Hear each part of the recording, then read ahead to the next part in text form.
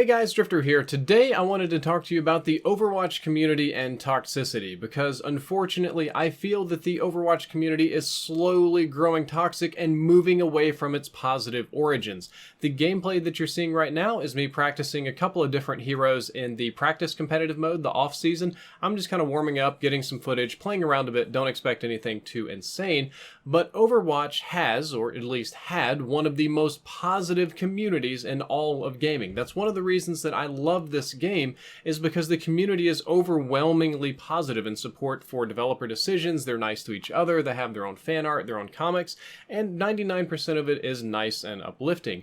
And this is especially rare for a game of its size, because let's not pretend Overwatch is a small game anymore. This is a ridiculously huge game that's only set to grow over time. But I fear that this bastion of positivity is slowly slipping, or maybe it has already slipped and is tumbling down the hill into the toxic waste pit, because I encounter increasing numbers of toxic players every single time I queue up. It's more common in ranked than quick play, but it's just getting saltier and saltier and saltier. And you know, sometimes I give in to the hatred and I get salty too. And by salty and toxic and rude and these sort of things I'm talking about, let me just give you an example of a clip that I got on a recent live stream that I had with me and my wife and Choco. Just play the game. Just be a normal person. Don't be a chick. Wow. Gotta get that female privilege. Come on, Jessica. I thought there is no such thing as female privilege. Yeah. Oh my god. There is such thing as You're a fucking pampered cradle of grave. Nope. stand in a stem pampered. field. Yeah, She you're just gonna blew fight the herself next up. war. You're gonna die at work providing for a family. Nope. I'm a nurse and I've saved about 15 people. Wow, you're so like- fucking awesome. How many kids do you have? Is medical I instinct have More no awesome kids. than the dudes I that don't sit like around children. high as Failing shit their at 1 in the fucking morning primary talking about the cool stuff they do at summer camp. I provide a little bit more help to society than y'all have. You have no idea. Behind you, Brad. Watch out. I know. There's several You behind us. aren't even Diva's here having too. kids. Diva's on That's you. Literally your only fucking purpose. And you're not doing it. You guys The only don't time, communicate at the all. only time he's communicated is with a white knight, his friend. Yeah, I The only know. time he's communicated. I'm wondering if I Go, should play like, some you're Metro cool, for man. this. I'm not worried about sure. you, but holy shit. I will watch them get How do you hit by bring fire this before. four stack with a girl? You guys don't communicate. You white knight. It's incredible. Capture objective A. None of you are ever gonna have sex with her from go your left. Overwatch experience. Yeah, that's pretty FYI. funny. That's my wife you're talking about. Yo, Drifter, you guys gonna have kids though, for real? The white race needs new babies, man. I wish I could say this kind of behavior was uncommon, but it's really not. I've ran into quite a few lobbies like this, definitely not every game, but it's enough to be memorable and enough to make me really reconsider even being in the voice chat, even though that's essential for teamwork and coordination, and honestly even essential for winning the game. I think this is caused by the competitive mode being so ridiculously popular. It's roughly analogous to the ranked or competitive mode in League of Legends, not quite as many players, but it plays similarly, it ranks similarly, different numbers and levels and whatever, but it's about the same level of overall popularity inside the game itself, and League of Legends brilliantly decided not to have voice chat, but Overwatch does have voice chat. And maybe Overwatch matches aren't quite as long, and maybe they're a little different, there's technicalities here and there in reporting. However, I think it is much easier to win a 4v5 match in League of Legends than it is to win a 5v6 in Overwatch. I have won way more 4v5s in League of Legends than I have ever won 5v6s in Overwatch. When somebody quits, or when you have an uncooperative player, that is just ripperonis. When you get that uncooperative Hanzo on your team, when you get the bad Widow that doesn't heal, or you get DPS Zenyatta, you might as well just kiss your rear goodbye, because you're pretty much not going to win the game no matter how hard you carry. This naturally leads to a lot of complaining, a lot of fighting, and a lot of salt. And therefore, we get more toxicity in the competitive queue than anywhere else.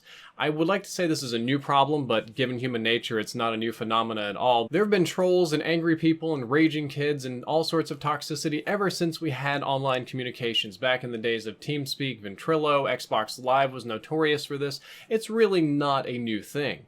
maybe the direction of it and how people are venting their frustration is a little bit different. Thanks to the rise of the pro scene in Overwatch, again, analogous to League of Legends, and YouTube guides and things like that, the game has developed where there is definitely a right and wrong way to play, and playing off-meta heroes or going off-strategy is not, we'll say, viewed highly by the community. Lots of people get reported for all sorts of things, sometimes correctly by poor teamwork or incorrectly just sort of random abuse or something like that, griefing for playing wrong, for playing a bad hero, not the good hero, for playing their main.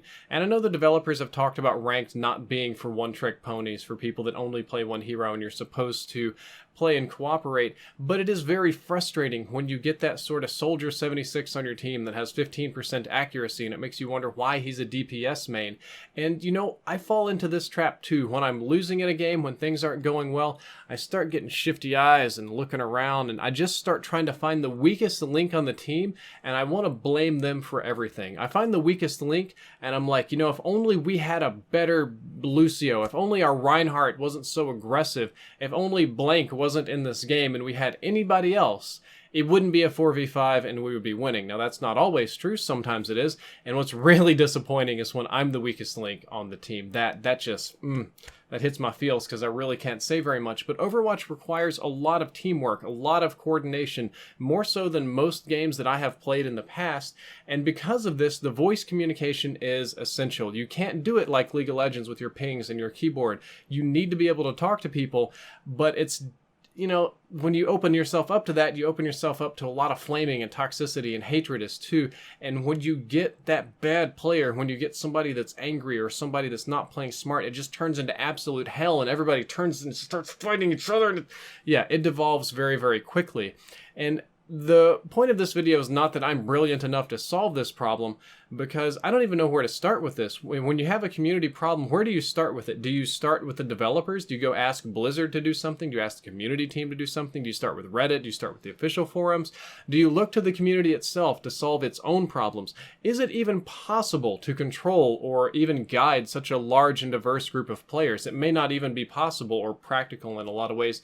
I truly don't know, but it scares me. And it scares me because Overwatch is probably my favorite game. No, not probably. It really is my favorite game at the moment. I play a lot of games, but Overwatch has been my bae for a year now. And I enjoy this game tremendously, and I want to keep playing it, but I don't want to see it continually sliding down into the toxic waste pit like League of Legends has. I want to keep meeting friendly people. I want to keep making new friends. I want to keep having fun matches and doing, you know, lighthearted banter and stuff like that is fine. And again, the community's still relatively positive for a game like this. There are still friendly faces to meet. There's still reasons for me to be in voice chat, but it's declining every single day, every week, and every month. And there's going to come a breaking point to where Overwatch is no longer known for being the nice game that it is, and that's not a day I want to see. So that's kind of all for this video. I hope you enjoyed it. I hope you learned something useful. If you did, don't forget to like, favorite, and subscribe. Drifter out.